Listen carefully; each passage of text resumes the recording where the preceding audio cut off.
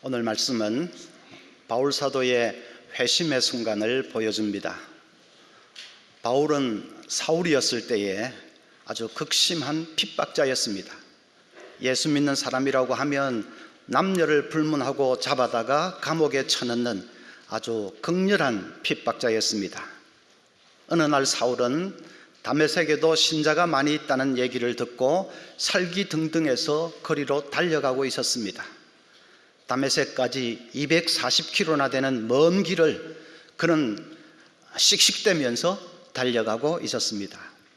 다메섹에 거의 다 당도했는데 갑자기 하늘에서 이때까지 본 적이 없는 강렬한 빛이 나타났습니다. 그리고는 사울아 사울아 네가 어찌하여 나를 박해하느냐 하는 소리가 들립니다. 부활하신 예수님이 나타나신 것입니다. 사울은 그 자리에서 거꾸러져 눈이 멀어버렸습니다. 그렇게 사흘 동안을 암흑 속에 있으면서 그의 영혼에 코페르니쿠스적인 변화가 일어났습니다. 그동안 자기가 자랑하던 자기의, 자기 아집, 자기 신뢰가 산산이 부서져 버렸습니다. 십자가에 달려서 죽으신 예수님이 다시 살아나셨고 그분이 성경에서 말하는 메시아인 것을 분명히 깨닫게 됐습니다. 다시 눈을 떴을 때 사울은 변해 있었습니다. 예수님을 자기 인생의 주인으로 모시고 이제는 그분만을 따라가는 예수의 제자가 되어 있었습니다. 우리가 이 사울의 회심의 순간을 쭉 보면 그것은 전적으로 하나님이 하신 은혜의 역사인 것을 깨달을 수가 있습니다. 하나님이 사울을 부르신 것이 이 다메섹 도상에서가 처음이 아닙니다. 하나님이 계속 그를 부르고 계셨습니다. 부활하신 예수님이 나타나신 사건을 조금 더 자세하게 보여주는 사도행전 26장 14절을 보면 이렇게 말씀합니다. 우리가 다 땅에 엎드러짐에 내가 소리를 들으니 히브리 말로 이르되 사울아 사울아 네가 어찌하여 나를 박해하느냐 가시채를 뒷발질하기가 네게 고생이니라.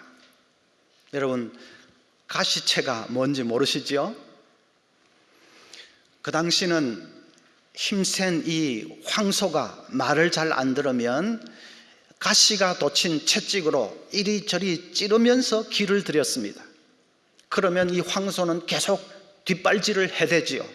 그래도 이리저리 찔러가면서 이 황소를 기를 들였습니다. 그것이 가시채입니다. 하나님이 사울을 부르시기 위해서 가시채로 그를 계속 찌르셨다는 것입니다. 그런데도 사울은 그걸 거부하면서 뒷발질을 해댔습니다. 하나님이 언제 사울을 부르셨죠? 예수님이 땅에 계실 때 사울은 예수님에 대해서 많은 말들을 들었을 것입니다. 어쩌면 예수님과 직접 마주치기도 했을 겁니다. 온 유대 땅에 예수님의 소문이 자자한데 종교적인 열심이 특출한 사울이 그 자리에 달려가 보지 않았을 리가 없습니다. 예수님이 하시는 말씀, 예수님이 행하시는 기적, 그걸 볼 때마다 사울의 마음에 찔림이 왔습니다. 저 사람이 진짜 메시아가 아닐까? 그러나 다음 순간에 그럴 리가 없다고 부인해버리면서 마음문을 콱 닫아버렸습니다. 하나님이 가시채로 찌르시는데도 뒷발질을 하는 것이죠. 또 스데반의 죽음은 사울에게는 충격 그 자체였습니다. 어떻게 저렇게 처참하게 죽으면서도 얼굴이 천사의 얼굴처럼 빛날 수 있을까? 어떻게 자기를 죽이는 원수를 용서해달라고 기도할 수 있을까? 엄청난 찔림이 왔습니다. 저 사람이 믿는 것이 진리가 아닐까? 그런데도 그는 그 찔림을 거부하면서 그냥 뒷발질을 해버렸습니다. 무엇보다도 사울의 영혼 속에 지속적인 찔림이 있었습니다. 자기가 아무리 종교적으로 열심히 살고 도덕적으로 선하게 살아도 그것으로 하나님 앞에 설 수 있을지 자신이 없었습니다. 그래서 늘 마음이 불안하고 두려웠습니다. 그런데도 그는 그것을 계속 부인하면서 그것을 인정하지 않으려고 계속 뒷발질을 했습니다. 발버둥을 쳤습니다. 하나님께서 예수님의 말씀을 통해서 그를 찌르시고 또 스데반의 죽음을 통해서도 찌르시고 불안과 두려움으로 잠 못 이루는 수많은 밤들을 통해서도 사울을 계속 찌르셨습니다. 그러다가 결정적으로 다메섹 도상에서 부활하신 예수님이 나타나신 것입니다. 사울은 마침내 두 손 들고 항복하지 않을 수가 없었습니다. 여러분, 하나님이 좀 이상하시지 않습니까?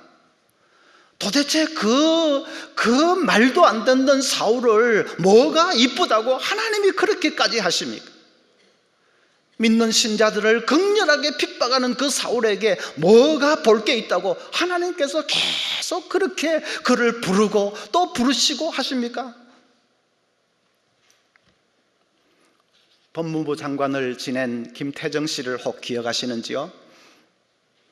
그분은 젊은 시절 교회 다니기는 했는데 정말로 하나님을 만나지는 못한 그런 희미한 삶을 살았다고 합니다. 그러다가 검찰총장이 되면서 서서히 권력의 맛을 들이기 시작했습니다.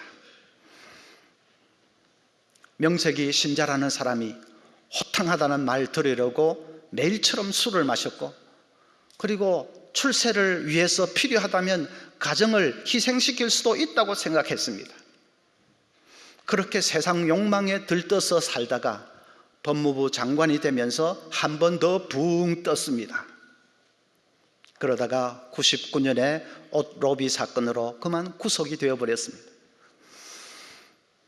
교정기관의 수장이었던 자기가 오히려 죄수가 되어서 감옥에 들어가는 그것이 꼭 무덤 속에 들어가는 것 같았다고 합니다.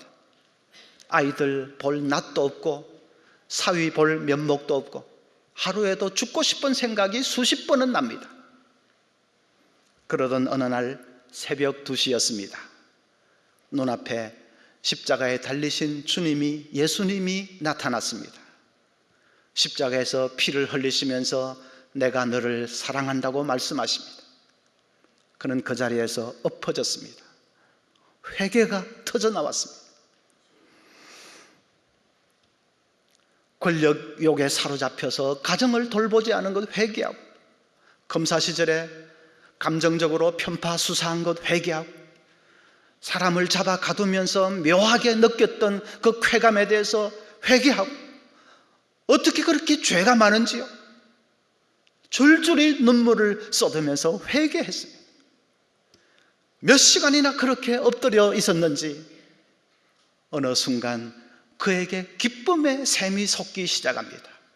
어디에서 그렇게 기쁨이 밀려오는지, 주님이 함께 계시는 그 확신 가운데 기쁨이 물밀듯이 밀려왔습니다. 그는 밤새도록 하나님의 은혜로 이 쓸데없는 자 왜 구속하여 주는지 난 알 수 없도다, 그 찬송을 부르고 또 불렀다고 합니다. 그렇게 장관 김태정이 하나님의 아들 김태정으로 거듭났습니다. 하나님께서 그를 기어코 부르시기 위해서, 그의 자만과 교만을 꺾으시기 위해서 감옥이라는 가시채로 그를 찌르신 것입니다. 사람이 회심하는 데는 여러 가지 유형이 있습니다. 사울처럼 갑자기 회심하는 급진적 회심이 있는가 하면, 오랜 시간에 걸쳐서 서서히 회심하는 점진적인 회심도 있습니다. 또 본래 교회 다니던 사람이 시험 들어서 오래 방학을 하다가 다시 하나님께 나와서 진짜로 하나님을 만나게 되는 그런 재통합적 회심도 있습니다. 그런데 어떤 유형이든지 가만히 보면 그 배후에 하나님이 찌르고 계셨던 것을 발견합니다. 하나님이 병으로 찌르기도 하시고, 사업 실패로 찌르기도 하시고, 교통사고로 찌르기도 하시고, 심각한 가정에 무슨 문제가 있어서 찌르기도 하십니다. 어떤 사람은 한두 번 찌르시는 것이 아니라 거의 평생을 하나님이 계속 찌르신 것을 우리가 보게 됩니다. C.S. 루이스는 이런 하나님을 가리켜서 하늘의 사냥개라고 표현을 했습니다. 사냥개가 먹잇감을 쫓아갈 때에 얼마나 집요하게 쫓아갑니까? 저 산이든 들이든 끝까지 쫓아가서 기어코 먹잇감을 물고 늘어지지 않습니까? 하나님은 그런 하늘의 사냥개와 같아 우리가 아무리 도망을 쳐도, 우리가 아무리 뒷발질을 해대도 하나님은 끝까지 추적하셔서 우리를 부르십니다. 도대체 왜요? 우리가 지옥 불못에 떨어지는 것을 보지 못해서지요. 어떻게 하든지 우리를 건져내어 저 천국 백성으로 삼으시기 위해서지요. 이 하늘의 추적자 때문에 저와 여러분이 오늘 이 놀라운 구원의 자리에 서 있음을 믿습니다. 하나님의 은혜입니다. 자, 그 은혜를 안다면 이제 어떤 삶을 살아야 할까? 첫째는 감사가 넘치는 삶을 살아야 합니다. 바울 사도가 그랬습니다. 디모데전서 1장 13절부터 보면, 내가 전에는 비방자요 박해자요 폭행자였으나 도리어 긍휼을 입은 것은 내가 믿지 아니할 때에 알지 못하고 행하였습니다. 우리 주의 은혜가 그리스도 예수 안에 있는 믿음과 사랑과 함께 넘치도록 풍성하였도다. 나 같은 죄인을 구원해 주시다니, 나 같은 말도 안 되는 핍박자를 하나님이 이렇게 건져주시다니, 그 은혜를 말로 표현할 수 없습니다 하는 말이지요. 그에게 가슴 벅찬 감사가 있었습니다. 여러분, 이것은 바울이 30년 전의 일을 회상하면서 하는 말입니다.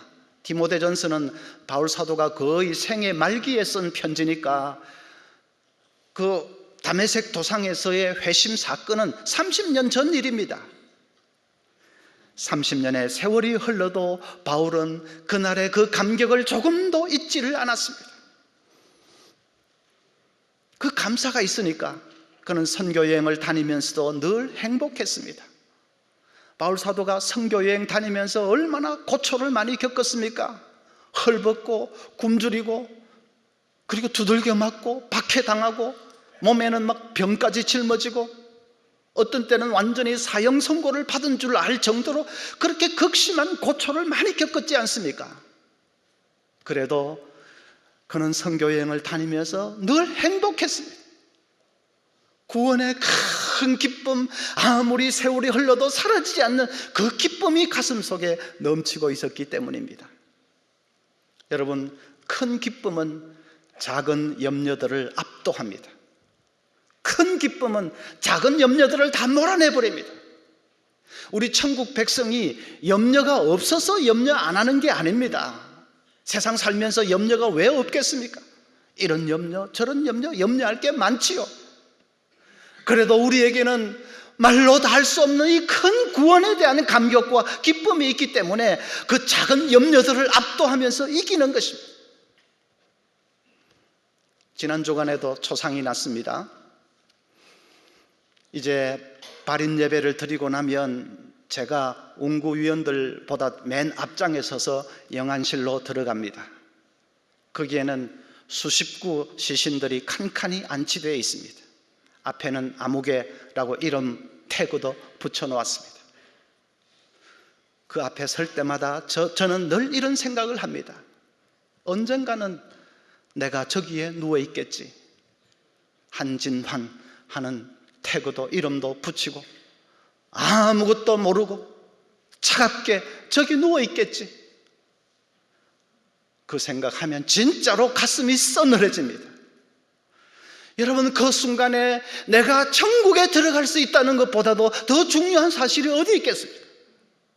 그 순간에도 내가 장관이었고, 내가 무슨 사장이었고, 내가 교수였고, 그런 게 중요하겠습니까? 그 순간에 내가 화장막에 한 줌 연기로 사라져버리는 것이 아니라 내가 영원한 천국에 들어갈 수 있다는 이 사실보다 더 시급하고 중요한 일이 어디 있겠습니까? 그 소중한 구원의 복을 값없이 은혜로 받았는데 어찌 감사하지 않을 수가 있습니까? 나는 회심한 지가 너무 오래되어서 그때 그 감격은 거의 사라졌어요. 여러분, 그런 말 하지 마십시오. 그 복은 너무나도 거대해서 아무리 세월이 가도 사라지지 않는 것입니다. 자주자주 여러분의 구원을 돌아보시기를 바랍니다. 그리고 감사와 감격을 회복하시기 바랍니다. 큰 기쁨으로 작은 생활의 염려들을 압도해 버리시기를 바랍니다. 둘째는 늘 희망을 불태우면서 살아야 합니다. 오늘 말씀이 분명하게 가르쳐 주는 것이 바로 그것이지요. 사울이 변화된 것을 보면 어떤 사람도 변화되지 못할 사람이 없습니다.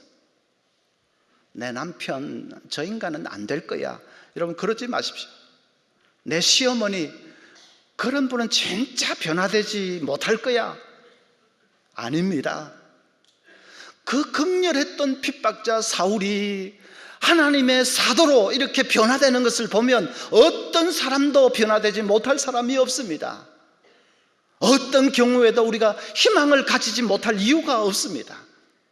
지난 주일에도 이지선 씨 얘기를 했는데 오늘도 잠시 소개해 드릴게요. 그분 지금 얼굴은 수술을 40번이나 하고 그나마 나아진 얼굴입니다. 그러면 사고 직후의 얼굴은 어땠을는지 대강 짐작할 수 있지요. 그건 사람의 얼굴이 아니었습니다. 어떤 기자가 그런 얼굴을 하고도 어떻게 절망하지 않았습니까? 물어보았습니다. 이지선 씨 대답이 이렇습니다. 사고 후 병원으로 옮겨져 화상 수술을 받고 얼굴을 둘둘 감고 있던 붕대를 처음 풀던 날, 제 얼굴을 보는 엄마의 눈빛이 흔들리지 않았어요. 괴물 같은 딸의 얼굴을 보는 엄마도 아마 처음 볼 텐데 그 보는 순간에 엄마의 눈빛이 흔들리지 않았다는 것입니다. 그래서 내가 사고 전이나 마찬가지로 괜찮은 사람이구나 생각했다는 것입니다. 그 엄마가 대단한 사람이죠. 여러분, 우리를 바라보는 하나님의 눈빛도 흔들리지 않는다는 것을 아십니까? 내가 아무리 망가진 삶을 살아도 하나님의 눈빛은 흔들리지 않습니다. 내가 아무리 도망을 치고 내가 아무리 뒷발질을 해대도 우리를 바라보는 하나님의 사랑의 눈빛은 흔들리지 않습니다. 이사야 49장 16절에 내가 너를 내 손바닥에 새겼다고 하셨습니다. 옛날에는 아주 중요한 사항인데 메모할 종이는 없고 그러면 손바닥에 쓰지 않습니까? 손바닥에 써놓은 것은 절대로 잊지 않습니다. 잊지 않으려고 손바닥에 쓴 것입니다. 실수로 잊어버리고 그런 일도 없습니다. 우리가 구원받아 하나님의 자녀가 되는 순간 하나님은 우리 이름을 당신의 손바닥에 새기셨습니다. 이 하나님이 계시기 때문에 우리에게는 희망이 있습니다. 무엇 때문에 낙심하고 계십니까, 여러분? 우리 젊은이들 취업이 안 돼서 낙심이 됩니까? 저희 집에도 딸하고 아들하고 취업 문제로 고민하고 있습니다. 너무 기죽지 마라. 직장이 여러 개 필요한 것도 아니고 한 개만 있으면 되잖아. 하나님이 그 한 개도 안 주시겠어? 너무 염려하지 마라. 그래도 눈치를 보니까 그런 말들이 귀에 잘 들어오지 않는 것 같습니다. 정말로 믿음이 필요한 것이 그 순간인데 말입니다. 여러분, 터널이 아무리 깊고 어두워도 우리는 혼자가 아닌 것을 잊지 마시기를 바랍니다. 하나님께서 내 생을 붙들고 나와 함께 동행해 주시는 것을 절대로 여러분 잊지 마시기를 바랍니다. 자꾸 염려가 되거든 기도하십시오. 염려하지 말고 스탑하고 기도하십시오. 이사야 38장 5절 중간에 보면 내가 네 기도를 들었고 네 눈물을 보았노라 했습니다. 너의 눈물을 보았노라. 우리가 그 눈물로 간절히 간구할 때에 하나님이 그 눈물을 보고 계십니다. 부모는 자녀의 눈물에 약하지 않습니까? 우리가 눈물로 기도할 때에 하나님은 못 견뎌 하십니다. 속히 들어주실 것입니다. 염려하지 말고 염려가 생기면 그걸 기도로 바꾸어서 간절히 기도함으로 여러분 기업고 어둠의 터널을 박차고 일어설 수 있기를 축복합니다. 세 번째로, 하나님의 그릇으로 쓰임받는 생을 살아야 합니다. 하나님은 사울의 생애를 향한 계획을 가지고 계셨습니다. 사도행전 오늘 말씀 9장 15절 보십시오. 주께서 이르시되 가라. 이 사람은 사울을 말합니다. 이 사람은 내 이름을 이방인과 임금들과 이스라엘 자손들에게 전하기 위하여 택한 나의 그릇이라. 하나님의 계획이 있었습니다. 사울을 사람들을 살려내는 생명의 그릇으로 사용하기를 원하셨습니다. 하나님 나라를 위해서 아름다운 하나님의 그릇으로 사용하기를 원하셨습니다. 그래서 그를 기어코라도 건져내신 것입니다. 사울은 그런 것은 꿈에도 생각을 못했을 겁니다. 나 같은 핍박자가 무슨 쓰임을 받을 수 있겠느냐고 아마 상상도 못했을 겁니다. 그래도 하나님은 그를 건져내서 기어코 영광스러운 사도의 삶을 살게 하셨습니다. 여러분, 우리 모두를 향해서도 하나님이 계획을 가지고 계심을 믿으시기 바랍니다. 나 같은 것이 무슨 일을 할 수 있겠느냐? 아닙니다. 하나님의 손에 붙잡히면 얼마든지 영광스러운 생을 살아드릴 수 있습니다. 우리 교회 지하 1층에 가보면 벽면에 아주 근사한 벽화가 그려져 있습니다. 미술을 전공한 우리 대학부 학생들, 청년들 작품입니다. 아무것도 없이 밋밋하고 어둡기만 하던 벽이 이제는 화사하고 또 근사한 화랑처럼 됐습니다. 한창 작업을 하고 있을 때 제가 격려도 할 겸 내려가 봤더니 청년 하나가 목사님도 기념으로 여기 잎사귀 하나 그려 넣으세요 그럽니다. 아이, 그러면 그림 망친다. 그래도 괜찮다고 자꾸 그려 넣으라고 합니다. 그냥 용기를 내어서 조심스럽게 하나 그리는데 사진을 막 팍팍 찍어서 페이스북에 올렸습니다. 보면 제가 다 그린 것 같이 제가 한 것은 망친 것밖에 없습니다. 그리고 돌아서는데 그 미술 전공한 청년이 몇 번 쓱쓱쓱 그 옆에다가 하니까 그냥 막 근사한 그림이 되는 것이 아니겠습니까? 이야, 이럴 수가. 그래서 화가가 따로 있는구나. 제가 망쳐놓은 것을, 그건 잎사귀가 아니고 그건 내가 봐도 돌멩인데 다 망쳐놓은 것을 화가가 그냥 몇 번 손질을 하니까 진짜 명화가 됐습니다. 우리 인생도 그와 같습니다. 나는 살아오면서 실수도 많이 했습니다. 시행착오도 많이 했습니다. 내가 망쳐버린 것 같이 된 내 인생. 그러나 하나님의 손에 붙잡히면 하나님 변화시켜 주실 수 있습니다. 회복시킬 수 있습니다. 내가 망쳐버렸지만은 그러나 대가이신 하나님의 손에 붙잡히면 내 인생 작품이 될 수가 있습니다. 여러분, 전심으로 하나님을 바라보고 의지하십시오. 뒷발질은 이제 그만하십시오. 지금까지 한 것만 해도 족합니다. 이제 뒷발질은 그만하십시오. 하나님이 부르시면 순종하고 전심으로 의지하면서 여러분의 생을 한번 들여보십시오. 하나님께서 당신의 그릇으로 아름답게 사용하실 것입니다. 하나님의 계획이 있습니다. 여러분, 이 하나님의 손을 믿고 아무리 실패투성이처럼 된 내 삶이라도 하나님 변화시켜 주실 수 있을 것을 믿고 하나님 바라보며 희망으로 일어서는 여러분 되시기를 축복합니다.